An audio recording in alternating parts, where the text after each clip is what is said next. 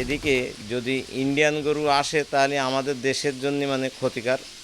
আমাদের দেশে যে সমস্ত কৃষি খামারগুলো আছে, পশু খামারগুলো আছে, তাদেরকে যদি টিকিয়ে রাখতে হয় তাহলে কিন্তু ইন্ডিয়ান গরু বন্ধ করতে হবে।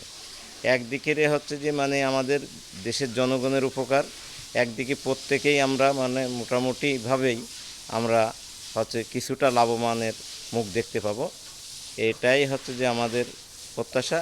আর শুরুতেই মানে আমরা যতটুকু করেছিলাম, আগামীতে আরও চেষ্টা করব যে যদি আমরা এইভাবে সরকার আমাদেরকে যদি মানে কিছুটা সাপোর্ট দেয় আর গোখাদ্যের দাম যদি কিছুটা স্থিতিশীল রাখে তাহলে আমাদের জন্যেই মোটামুটি এটা সম্ভব হবে। সিঙ্গেল ইনকামে বর্তমানে আসলে চলা মানে একটা ফ্যামিলি মেনটেন করা, খরচপাতি এগুলো খুবই কষ্টদায়ক।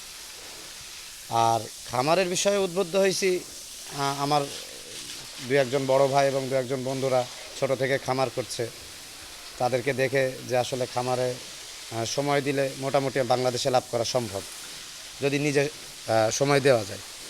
তার পরবর্তীতে 2024 সালের সেপ্টেম্বর মাসে খামারটা হাতে নিই আমরা, এবং গত বছর আমরা কিছু গরু তুলেছিলাম। গণ অভ্যুত্থানের কারণে আমাদের গরুর বাজারটা একটু খারাপ ছিল, আমরা গত বছরটা একটু লাভটা কম করতে পারছিলাম। যাই হোক, নিজেরা যেহেতু আমরা কষ্ট করি, লাভের পরিমাণটা আমরা নিজেরা দেখতে পারি।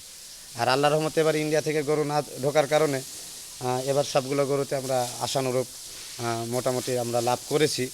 তবে আরও সম্ভব হবে যদি আমাদের এই গোখাদ্যগুলোর দাম একটু কম পাওয়া যায় এবং সরকারিভাবে যদি সহযোগিতা পাওয়া যায়, বিশেষ করে ঋণ এবং চিকিৎসা খাতে। কারণ আমরা একটা গরুর ডাক্তারকে ডাকলেই 500-1000 করে আমাদেরকে দিতে হয়। তো আসলে গরু থেকে তো এত বেশি লাভ করা সম্ভব না, নিজেরা কষ্ট করে করছি বিধায় হচ্ছে আমাদের লাভ করা সম্ভব হচ্ছে।